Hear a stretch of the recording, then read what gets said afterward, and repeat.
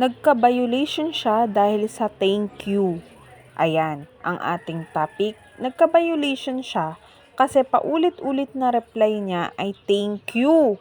Yun po, yung paulit-ulit po kasi na reply, hindi mo binabago yung sinasabi mo, talaga pong ma-restrict ka po dyan. So, dapat po, pag nagko-comment tayo, iba-iba po yung sinasagot natin.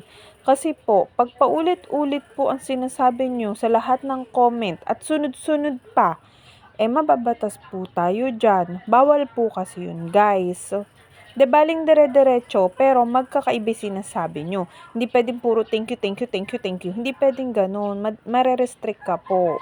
Ang gusto po kasi ni Meta, yung parang nakikipagkwentuhan tayo. Baling dire-diretso yung pagko-comment natin, pero iba-iba po yung sinasabi natin. Ganun po yun, guys.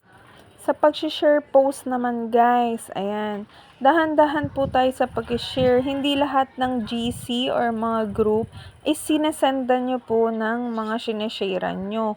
Hindi po, pipiliin nyo rin po. Kasi po, dun po, pwede rin kayong ma-spam block. So, yun po is, yung spam block po, yun hindi na kayo makakapag-share. Tapos, hindi na kayo makaka-comment.